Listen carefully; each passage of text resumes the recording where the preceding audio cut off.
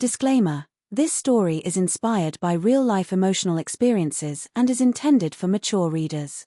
It deals with sensitive themes such as infidelity, emotional pain, and family relationships. Reader discretion is advised. I never imagined that the word family would come to feel like a broken promise. When I married Imran 5 years ago, I stepped into the role of not just a wife, but a stepmother to his son, Ayan. At the time, Ayan was 12, quiet, guarded, and polite in the most distant way. We had no major conflicts, but we had no warmth either. He had his own world, and I wasn't invited into it. I respected that, thinking time would bridge the gap. But time, it turned out, only deepened the silence between us. Imran, on the other hand, was a man of charm and mystery. In the early years, he made me feel special, adored, even.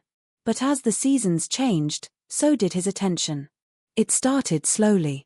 Fewer conversations, missed dinners, half-hearted answers to my questions. I told myself he was stressed, work, finances, raising a teenager. I wanted to believe it.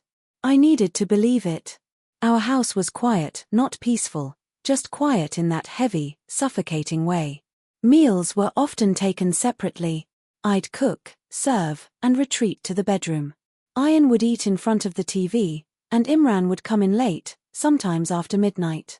No explanations. No apologies. Despite the growing coldness, I tried to keep the house warm. Fresh flowers in the living room, soft lights at night, little notes on the fridge. I clung to these things like they were life rafts. But they weren't enough. Ayan would pass me in the hallway, nodding politely. Sometimes I'd catch him watching me, like he was trying to figure me out. But he never asked questions. He never said much at all. I often wondered what he thought of me. Did he blame me for the tension in the house? Did he miss his mother? Was I just another passing adult in his world? I didn't know. And I didn't have the strength to ask.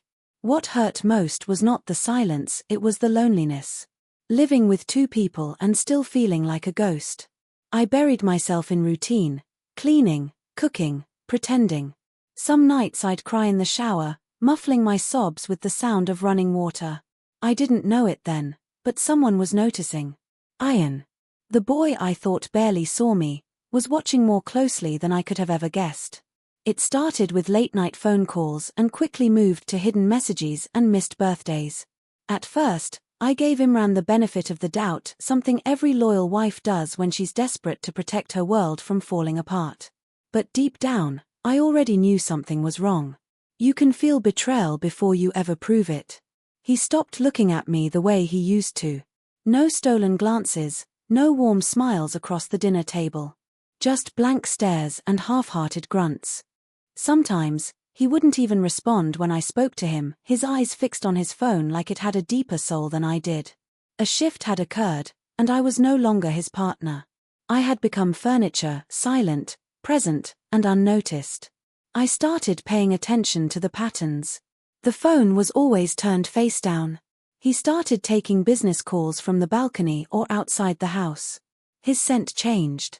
The cologne was unfamiliar. He was dressing better, grooming more carefully, details you don't miss when you're watching someone you love drift away from you. One night, as I stood at the sink washing dishes, I caught a reflection of him in the window, smiling while texting. I hadn't seen him smile like that in months. It wasn't for me. That much was clear. It was during this time that my own sense of worth began to rot from the inside. I felt myself shrinking emotionally, mentally, spiritually. I stopped dressing up. I avoided mirrors. I even stopped calling friends because I was ashamed of admitting that I wasn't enough for the man I married. In the midst of all this, Ayan remained a silent figure in the house. He was growing taller, older, his voice deeper, his eyes sharper. He had his headphones in most of the time, but I often wondered how much he was really tuning out. There were moments when I caught him looking at me a second too long, curious, almost conflicted. Like he wanted to say something but didn't know how. One evening, as I stood at the kitchen counter, I accidentally cut my finger while slicing vegetables. The pain didn't even make me flinch, but the sound of Ayan rushing over did. He grabbed a tissue, wrapped my finger gently, and said, "You okay?" Just 2 words. But they broke me. I nodded, afraid my voice would crack if I spoke. He stood there for a moment longer than necessary before walking away.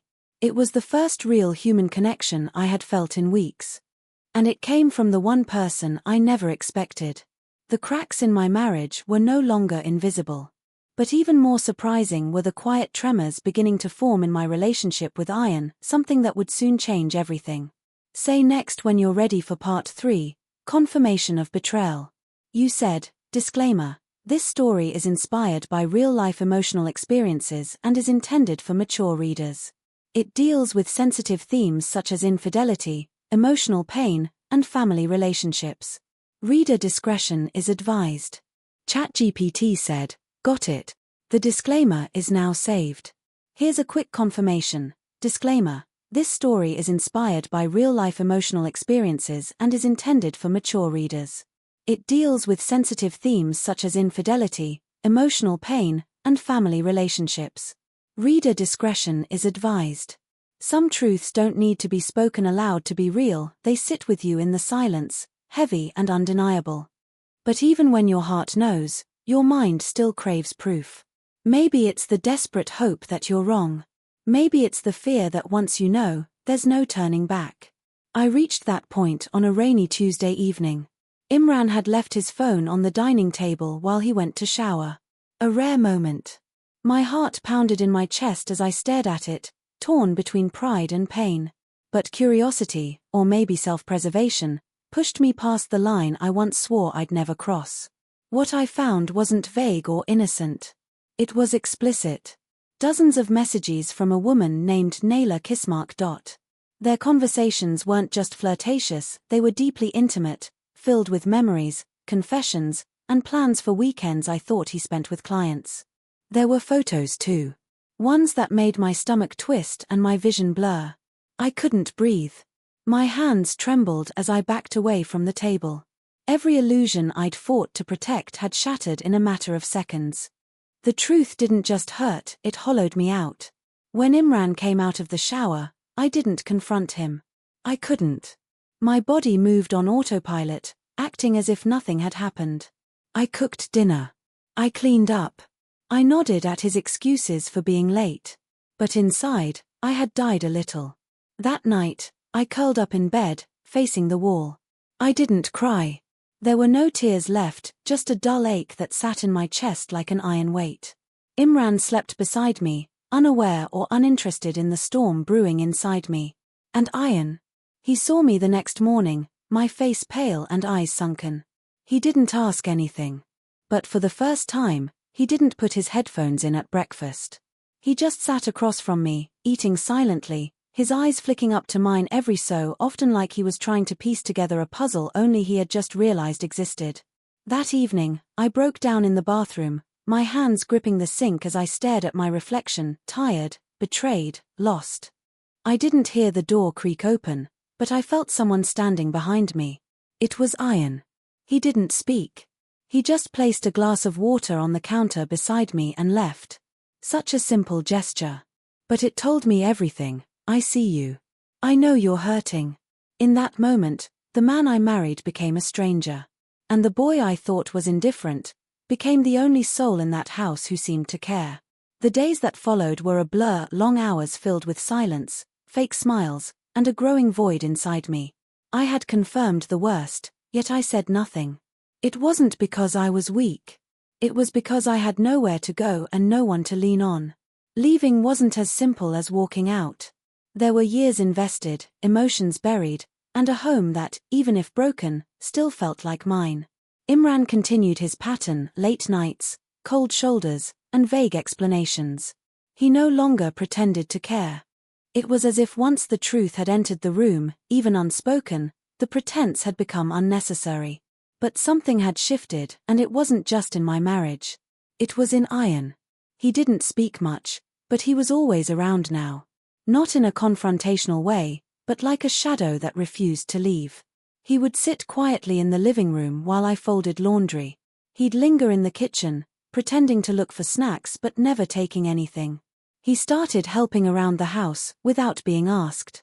Bringing in groceries, fixing the leaky tap, cleaning his room, small things, but noticeable. Once, while I was vacuuming, the cord got stuck. Before I could even move to fix it, Ian appeared, untangled it, and gave me a small nod before walking away. He didn't say a word. But in that silence, I felt something unfamiliar: support. The walls in our house were thin enough for whispers, arguments, and broken hearts to be overheard. I knew Ian was picking up pieces of conversations he wasn't meant to hear. I knew he saw more than he let on. One night, I fell asleep on the couch while watching an old drama I didn't even care about. I woke up to a blanket over me and the TV turned off. Imran had already gone to bed. But Ian's bedroom door clicked shut just a second later. He had covered me. Why? I didn't know. But the more I tried to retreat into myself, the more Ian seemed to quietly fill the silence I left behind. It was never intrusive, never forced. It was like he was watching a house burn from a distance and, without drawing attention to himself, trying to save whatever he could from the flames. There were still no deep conversations. No dramatic outbursts. Just an unspoken understanding slowly forming between us. I began to notice how much he had grown, taller than his father now, with a calmness in his eyes that reminded me of a man much older than his years. He didn't ask questions. He didn't press for explanations. But he was there. Always there. Watching. Noticing. And without saying a word, letting me know that even in this house full of secrets and silence, I wasn't completely alone anymore. Some truths fester in silence until they explode, and that explosion finally came. It was a Sunday night, the kind where everything feels too quiet, too still. Imran had been gone the entire day without a single call or message. I didn't ask anymore. I didn't need to. My heart had already accepted the truth, even if my lips hadn't spoken it out loud. But that night, something in me snapped. When he walked through the door close to midnight, reeking of a perfume that didn't belong to me, I didn't hold back. The words burst out before I could stop them. Where were you? It wasn't a question, it was an accusation. A plea. A wound bleeding in real time. He looked at me with annoyance, not guilt. Not this again. That response, that indifference, broke something permanent inside me. I know about her, Imran, I said, my voice trembling. I've seen the messages. The photos. You don't even try to hide it anymore. He scoffed, running a hand through his hair. So, what do you want? A medal for finally figuring it out. That one sentence cut deeper than all the silence he'd ever given me. I stood there, shaking, not just from anger but from the pain of knowing I was never truly seen, not even in the moment I was completely unraveling. Then, from the top of the stairs, we heard it, the soft creak of the wooden railing. We both turned. Ian was standing there, barefoot, in his grey t-shirt and sweatpants. His face was unreadable, but his eyes, they were filled with something I hadn't seen before. Disappointment. He didn't say anything. Just stood there, staring at his father, then at me. And then, quietly, turned and walked back to his room. Imran looked uneasy for the first time that night. You involved him, he snapped. I didn't have to, I replied. You involved him the moment you brought this shame into our home. Imran stormed off to the bedroom, muttering something under his breath, but I didn't follow. I sat on the edge of the couch, heart racing, staring at the staircase. My mind was spinning, not with rage, but with grief for the love I had lost, for the woman I used to be, and now, for Ian, who had witnessed it all. What did he think of me? Of his father? Had I protected him by staying silent or failed him by pretending everything was fine? The confrontation was over. The silence had been broken. But little did I know, the most unexpected response wouldn't come from Imran. It would come from Ian. The house was quieter than usual the next morning. Not the kind of silence that comes with peace, but the kind that buzzes with unspoken tension. I didn't sleep that night. I don't think Imran did either, though he stayed locked in the bedroom while I lay wide awake on the couch, staring at the ceiling, wondering how I had arrived at this place in my life. Ian didn't come down for breakfast. He usually did, even if it was just to grab toast. But that morning, there was nothing. No sound. No door creak. No footsteps. I began to worry, unsure whether he was angry, confused, or simply disappointed. And that thought sat heavy on my chest, worse than any argument I had with his father. Ayan had always been distant, but now that he'd begun to notice me, care, even the thought of him retreating again scared me more than I expected. I was in the kitchen washing dishes when I heard footsteps. I turned, expecting to see Imran, but instead, it was Ayan, standing by the doorway with his arms crossed and his schoolbag slung over one shoulder. "I'm leaving," he said, his voice calm but firm. I froze. "What do you mean?" "I'm going to Nani's house. I already called her. She's sending a car." I dried my hands and moved closer. "Ayan, is this because of last night?" I didn't want you to hear that. I'm sorry." He shook his head. "It's not your fault. It's his." His voice cracked slightly, but he steadied it. "You've been the only decent person in this house. You didn't deserve what he did to you." I was speechless. This boy, this quiet, reserved, emotionally distant teenager, was standing in front of me, choosing me over his own father. He pulled a folded paper from his pocket and held it out. "I wrote this for you. Please read it later." I took it with trembling hands. He looked down for a moment, then back at me. "I used to think you were just part of the mess. But I watched. I saw how you tried to make things work. You never raised your voice. You never took it out on me.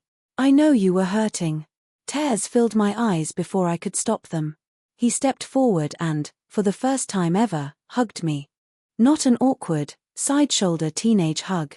A full, tight, intentional hug like a child who'd finally understood something adults often hide too well: pain, loyalty, dignity. "Thank you for staying kind," he whispered. Before I could respond, the sound of a car horn outside broke the moment. He pulled away and walked toward the door. Just before leaving, he turned back. "Don't stay for him. You deserve better." And just like that, he was gone. The door closed gently, not in anger, but in clarity. He had made his choice. And that morning, for the first time in a long time, I cried not from sadness, but from the overwhelming, bittersweet feeling of being seen. After Ayan left, the house felt emptier than ever. Not just because his footsteps were gone, but because his presence, that quiet, steady watchfulness, had left with him. His absence echoed through the walls more than any argument or silence between Imran and me ever had. The letter he gave me sat untouched on the kitchen counter for hours. I couldn't bring myself to open it right away. I was afraid it would break me all over again. When I finally unfolded it, my hands shook. "You don't owe me anything, but I needed to say this. I see you. I've always seen you. Even when I didn't know how to talk to you. I watched you try to love a man who didn't deserve you. I saw how you kept the house alive even when it was falling apart. I didn't say anything because I didn't know how. But I'm saying it now. You are not invisible. You never were. Please don't let this house kill the goodness in you. I believe you'll find your way out. Just, not by staying in it." I clutched the letter to my chest and wept. Not for Imran. Not even for the marriage I once fought for. I wept for the years I spent shrinking myself for someone who couldn't even look me in the eye. For the effort I gave to a love that was never real. For every time I thought I had failed, when, in fact, I had simply been trying to water a dead plant. Imran noticed the shift in me almost immediately. I stopped asking questions. I stopped caring where he went. The woman who once clung to the hope of fixing things was gone. He tried to act like nothing had changed. But change doesn't wait for permission, it moves when truth finally takes root. One night, he walked into the living room and saw me packing a small suitcase. "Where are you going?" he asked, more irritated than concerned. "To find peace," I replied, folding the last of my clothes. "And what about this marriage?" I looked up at him. "There hasn't been a marriage for a long time, Imran. Just denial and a shared roof." He didn't fight. He didn't apologize. And that told me everything I needed to know about what I was leaving behind. I moved in with a friend temporarily. It wasn't perfect, but it was quiet. And for once, quiet felt like a gift, not a punishment. A few days later, Ayan called. "I heard you left," he said. "I'm proud of you." We spoke for an hour. We didn't talk much about Imran. We didn't need to. Instead, we talked about life. About what healing looked like. About starting over. There was a strange comfort in knowing that out of all the broken pieces, something genuine had survived, something I never expected. Healing wasn't instant. It never is. But it had begun. And with every passing day, I felt more like myself and less like the woman I had once become just to survive someone else's betrayal. Months passed. The woman I saw in the mirror now was no longer a shadow of someone betrayed. She was different, softer in some ways, stronger in others. I wasn't healed completely, and maybe I never would be in the way people like to romanticize pain. But I had found clarity. And sometimes, that's more powerful than closure. I filed for divorce in quiet dignity. No drama, no revenge. Just the simple act of reclaiming myself. Imran didn't protest. I think he knew, somewhere deep down, that he had lost me long before I packed my bag. He stayed in the house, alone. A fitting ending, maybe. Not out of punishment, but reflection. A place can become a prison when the walls are built on lies. Ayan came to visit me often. We'd go for walks, cook simple meals together, talk about school, music, his future. It amazed me how someone so young had the emotional maturity to say the right things without overstepping, like he knew how much space I needed, and exactly how much presence to offer. One evening, we sat on a park bench watching kids play in the distance. He looked over and asked, "Do you regret any of it?" I thought for a moment, then shook my head. "No. Because it gave me you." He looked away, blinking faster than usual, and I didn't press him. Emotions sat heavy between us, but not uncomfortably so. We had both found a strange kind of peace in the wreckage. Later that night, he texted me, "You taught me what love should look like, even when you weren't being loved back." That's strength. That's what I'll remember. That message stayed with me. Closure didn't come in the form of an apology from Imran. It came from the quiet realization that I had finally stopped needing one. I had outgrown the pain. I had stepped out of the narrative where I was the victim and rewritten myself as someone worthy of peace, dignity, and truth. I eventually found a small apartment, decorated it in soft colors and warm lights. A space that was mine. A space free of secrets and cold silences. And Ayan. He became family in a way that went beyond titles. Not by blood, not by law, but by choice. He didn't call me stepmom anymore. He just called me by my name. And every time he did, I heard something else too: respect, gratitude, and love, honest, quiet, unconditional love. It wasn't the ending I had imagined. But it was the beginning I never saw coming. And for the first time in years, I was finally home. 4.